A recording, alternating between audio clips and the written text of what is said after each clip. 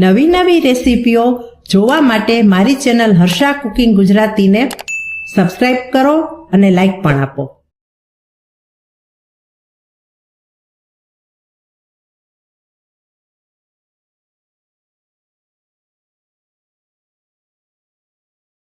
જ્યારે કાંઈક નવું ખાવાનું મન થાય, ચટપટું અને ટેસ્ટી એવું, ત્યારે બનાવી શકાય તેવી, ટેસ્ટમાં જોરદાર અને ઝડપથી બની જાય તેવી હેલ્ધી ભેળ.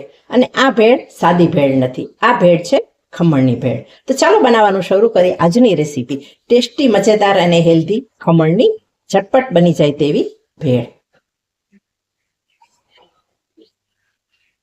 ખમણની ભેળ બનાવવા માટે અહીં મેં ખમણને બનાવી લીધા છે. જુઓ, આ ખમણ નાયલોન ખમણ છે. તમે વાટીદાળના ખમણ પણ બનાવી શકો છો. વાટીદાળના ખમણ અને નાયલોન ખમણનો વિડીયો મેં ચેનલ પર અપલોડ કરેલો છે, જેને તમે ચેનલ પર જઈને જોઈ શકો છો. હવે ખમણના આપણે ટુકડા કરી લઈએ.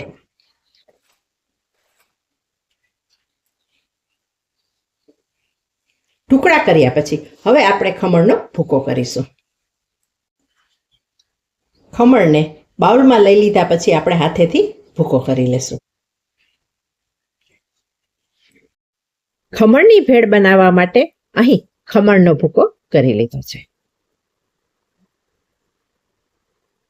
કરીશું આપણે 1 ટેબલસ્પૂન દળેલી ખાંડ,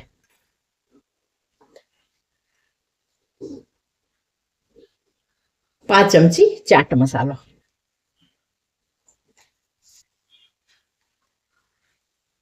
માત્ર થોડું આપણે શાકભાજી ઉમેરવાના છીએ તેના ભાગનું મીઠું. વધારે મીઠું ઉમેરવાનું નથી. ખમણમાં પણ આપણે મીઠું ઉમેરેલું છે અને બીજા ઇન્ગ્રીડિયન્ટ્સ નાખીશું તેમાં પણ આપણે મીઠું હોય છે, એટલે ધ્યાન રાખીને મીઠું ઉમેરવું. હવે એડ કરીએ આપણે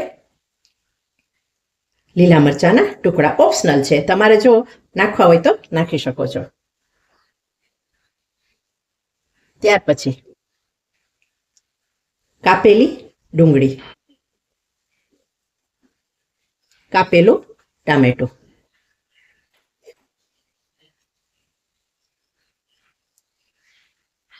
સેવ મમરા અને બીજું ચવાણું.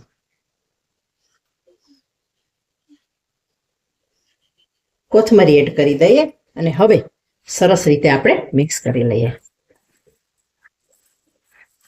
મિક્સ કરી લીધા પછી આપણે એડ કરી દઈશું ગ્રીન ચટણી. 2 ટેબલસ્પૂન ગ્રીન ચટણી હું ઉમેરું છું. તમારા ઘરમાં જે રીતે ગ્રીન ચટણી કે તીખું ખવાતું હોય એ રીતે તમે ઉમેરજો. અને હવે બધું સરસ રીતે આપણે મિક્સ કરી લઈએ.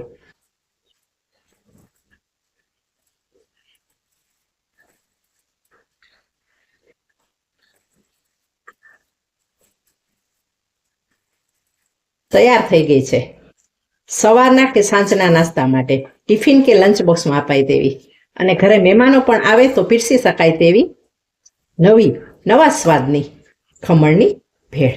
હવે આપણે આ ભેળની સર્વિંગ કરી લઈએ.